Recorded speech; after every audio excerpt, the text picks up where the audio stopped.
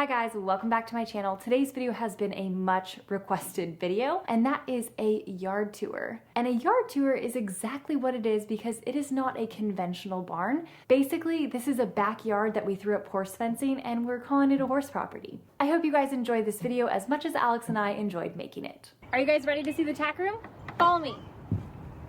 So here's our tack room. You can tell that we pride ourselves on our organizational skills and cleanliness. You might notice that there's no tack because we don't really need it because we don't do any riding. So yeah, all right, let's keep going. Let's head into the hay barn.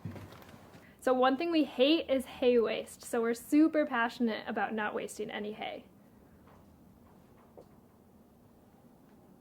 One thing that's super important to us is saving money, so we were stoked when we got such a good deal on this hay. The only problem is that when we started opening them, some of them ended up being moldy. Yeah, and the other half are full of grass burrs. But we got a really good deal. Yes, we did. Before we open a new bale, I always throw it to see how dusty it is, and that'll tell me if it's moldy or not. That one looks good. So when I grab a new bale, I always make sure to pat it down and check to see if there's any grass burrs in it. Oh, see, this bale wasn't too bad. There's only a few grass burrs. So this is our feed room. This is where I keep Zinfandel and Kazi's grain, and then I have alfalfa pellets that I soak for all three of the horses, and then of course all of my supplements. So here we have two lots. We have Kazi's dry lot, and then we have this new grass lot. We originally built this pen so that the horses would have more space, kind of like an extension of Kazi's dry lot, but it's honestly just too pretty to let the horses run it. And this is where we keep the other two Mustangs, Keiko, who we share, and my horse, the Chestnut, who still doesn't have a name yet. Friendly. Hi. So Jane and I split purchasing this Mustang pen. It was $3,500, a premium, best top of the line we could get. Pretty sturdy.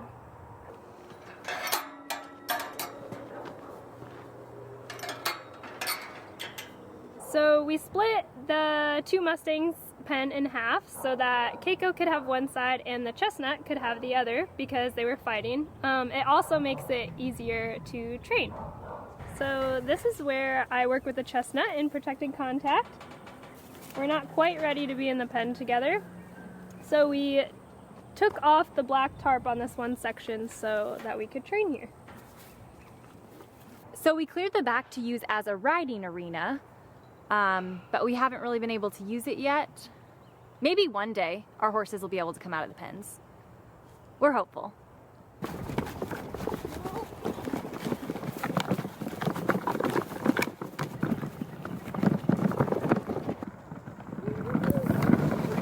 So here is our dung pile, and I would have to say the only thing better than mucking out one time would be mucking that same poop a second time. It's a great workout, really. Really efficient.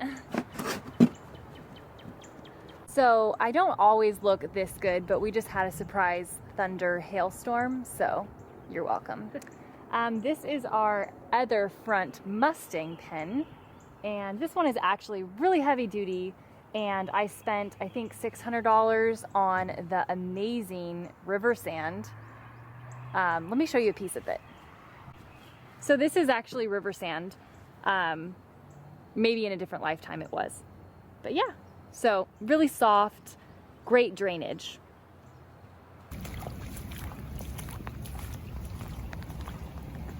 So heavy rainstorms are very common here, and sometimes it floods over. So we have some kayaks, just in case of emergency, we still can get back to the back Mustang pen. Thank you guys so much for watching. We hope that you enjoyed this video. We did want to say a couple things. Disclaimer. Yeah, so we wanted to bring up that we never feed our horses moldy hay or hay with burrs in it. That would be bad for our horses, and this was just a joke. We do take the quality of our hay very seriously, as should you. Though we do have grass spurs and we have found some moldy bales, we have thrown them away. Yeah. So, and one of those things, we did try to buy really good quality hay, but sometimes when you buy 200 bales, you find some nasty stuff in it. So, yeah. We also want to touch on the size of the Mustang pens. As you notice, they are a little small, and that's because they are short term. Horses are not meant to live in something like that long term. So we just wanted to make sure we set that clear expectation. We don't want you guys to think that that is the plan. Mustangs are just supposed to be in a 6-foot fence for a certain amount of time until they're tamed, and then they get to be turned out like a normal horse. As we're chasing our dreams here, we have run into quite a few barriers, and we tried to make light of it in this video and be silly and fun. But those are real things that have happened and just things that we didn't foresee, and it's just the reality of chasing our dream. But we wanted to say that we are so very lucky to be able to do this, to work with Mustangs or just be involved with horses in general. And so it is worth all the difficulty, but the difficulty is still there. And it's very real. Right? Right. I mean, we're like soaking wet because we just got attacked by hail, but it's cool. I think it's important to say that even if your facility doesn't look perfect or doesn't look like another person online, it's still a good thing. And it's you, just because you have an average situation, you still can live your horse dream. Yeah, it doesn't have to be all matchy-matchy and perfect all the time. It can be muddy and nasty and wet and gross like ours. All right. As always, thank you guys so much for watching, and we'll see you all in the next one.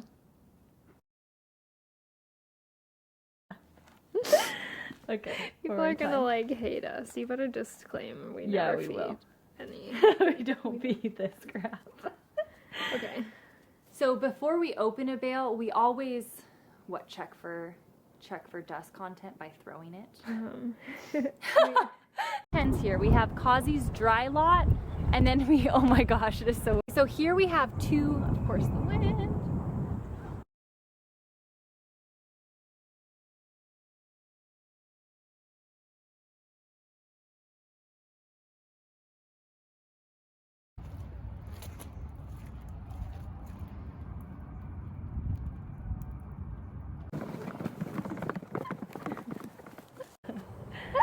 Too soon.